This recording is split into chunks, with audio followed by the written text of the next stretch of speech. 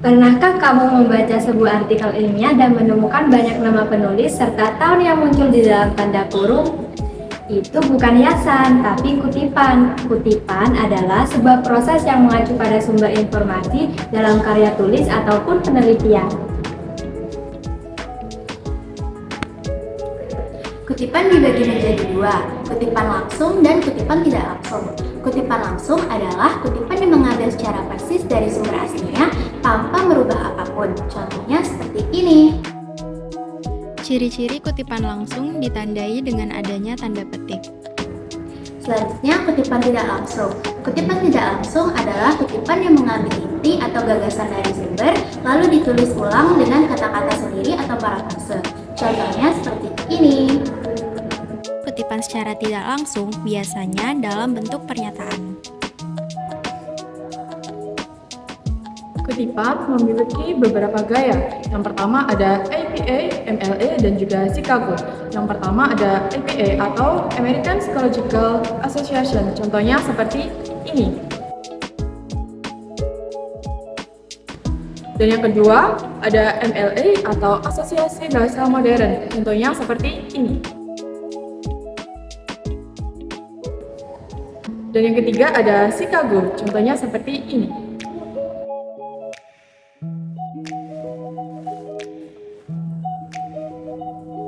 Di dalam dunia akademik, kutipan adalah cara kita untuk menunjukkan bahwa informasi yang kita sampaikan memiliki dasar yang kuat, bukan hanya asal bicara, dan juga untuk menghindari plagiarisme.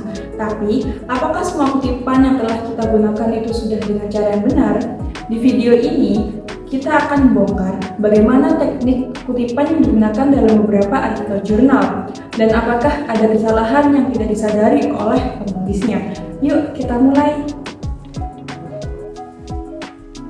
Kami telah menelaah 5 artikel jurnal dan membongkar cara pengutipan yang digunakan dalam artikel tersebut. Yuk kita bahas!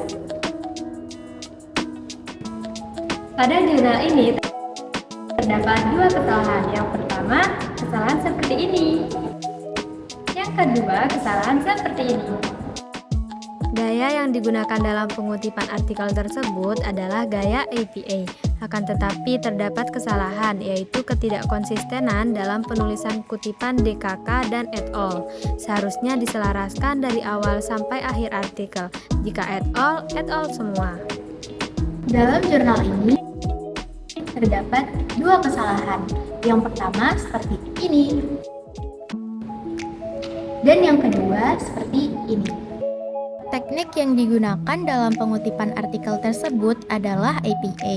Akan tetapi, terdapat kesalahan yaitu ketidakkonsistenan dalam penulisan kutipan DKK dan et al.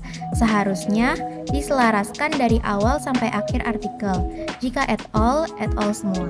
Selanjutnya, untuk jurnal yang ketiga yang berjudul ini, terdapat 2 kesalahan. Yang pertama adalah ini. Teknik yang digunakan dalam kutipan tersebut adalah teknik APA dengan kesalahan dalam beberapa bagian. Nama penulis dicantumkan dengan nama depan, padahal dalam gaya APA seharusnya hanya mencantumkan nama belakang dan tahun, yaitu Hafiyah 2019. Dan yang kedua seperti ini. Kesalahan penulisan nama dan tahun referensi. Nama penulis di daftar pustaka tidak selalu konsisten dengan kutipan diisi. Dalam jurnal yang keempat, dengan judul ini, terdapat kesalahan seperti ini dan juga seperti ini. Kesalahan kutipan merujuk pada sumber yang tidak jelas atau tidak terdaftar dalam referensi, seperti pada gambar. Ini dapat menimbulkan keraguan tentang keakuratan informasi yang disampaikan. Di dalam daftar pustaka tidak tertulis nama Emilia. Dalam jurnal terakhir ini terdapat kesalahan seperti ini dan seperti ini. Pada artikel tersebut menggunakan gaya APA. Meski tidak salah secara struktur, penyesuaian ke bentuk APA sebaiknya konsisten dengan penggunaan tanda dan atau kata dan di dalam pengutipan. Lalu, bagaimana cara mengutip dengan baik dan benar? Di sini kita akan menampilkan tutorial tentang pengutipan dengan format yang baik. Cari apa yang akan kita cari. Seperti awal kita akan mencari underweight. Nah, kita cari underweight. Nah, di sini banyak muncul judul dan saya membatasi 5 tahun terakhir. Yang pertama akan saya pencet judul jurnalnya. Lalu saya akan mencet yang Zotero Connector dan beberapa jurnal akan saya masukkan ke Zotero Connector.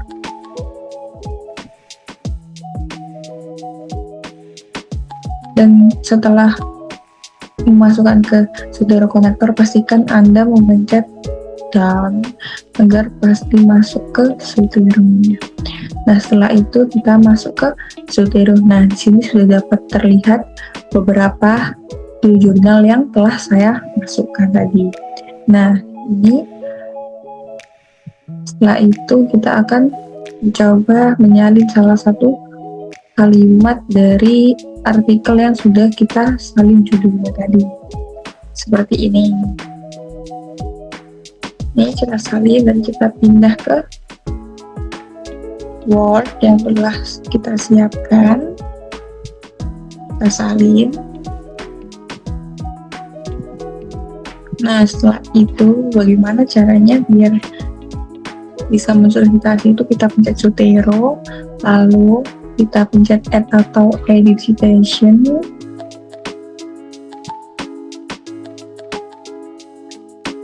Nah, ini sudah muncul.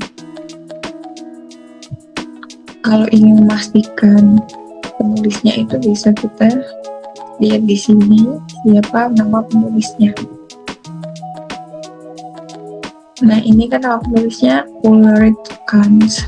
Nah, kita cari di Zotero.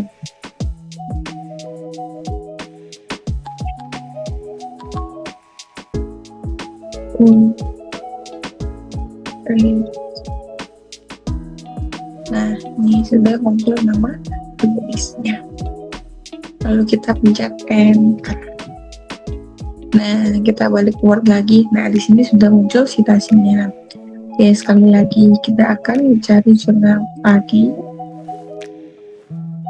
Nah, tadi kan kita udah kopas nih judul jurnalnya ke Zotero. Nah, kita akan kopas kalimatnya.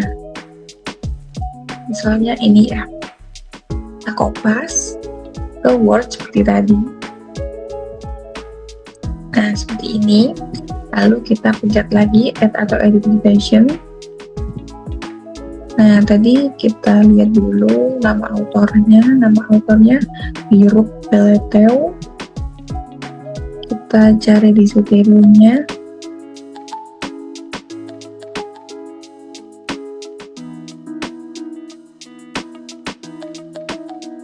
Kita cari minggu. Nah, ini sudah ketemu, lalu kita enter. Nah, seperti tadi sudah muncul citasinya. Dan lagi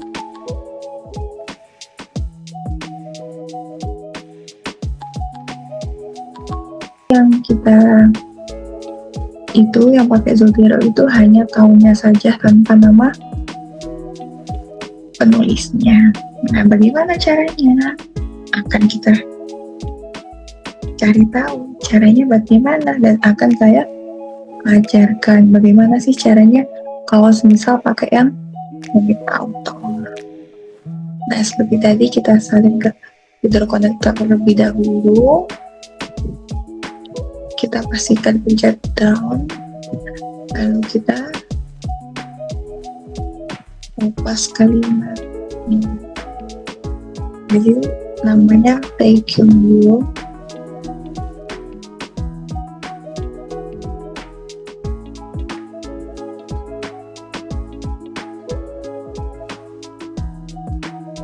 Kita lihat nih, Zotero namanya yang you add on.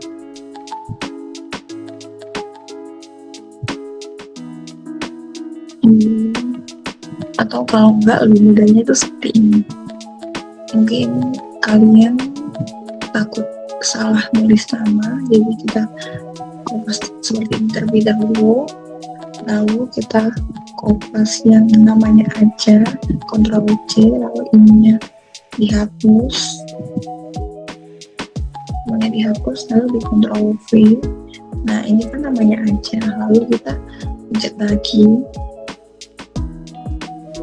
ini, lalu kita pencet klasik yang with author, ya ini dipencet yang sebelah sini dan pastikan sudah membuka jurnal yang you add all tadi. Kita pencet OK. Nah di sini sudah muncul yang omit author. Lalu bagaimana sih cara kita melihat kalau ini tuh pakai omit author atau kita membuat manual? Kita itu bisa ngeblok seperti ini.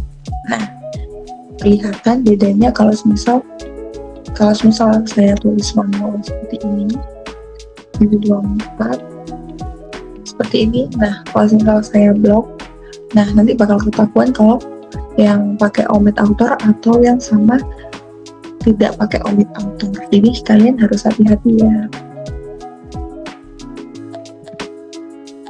Dan nanti bakal ketahuan. Lalu lanjut, saya akan ke jurnal berikutnya. Nah, itu tadi pembahasan tentang teknik dan kesalahan penggunaan kutipan dalam artikel atau jurnal. Semoga kalian bisa menerapkan bagaimana cara menggunakan kutipan dengan tepat, konsisten, dan juga tentunya menghindari plagiarisme. Jangan lupa, kutipan bukan hanya soal format, tetapi tentang bagaimana cara kita untuk menghargai karya tulis orang lain. Dengan artikel yang baik, tulisanmu akan menjadi lebih kuat dan kredibel. Terima kasih sudah menonton, sampai jumpa di video edukatif lainnya. Dadah! One is the loneliest number that you'll ever do. Two can be as bad as one. It's the loneliest number since the number one. One is the loneliest number that you'll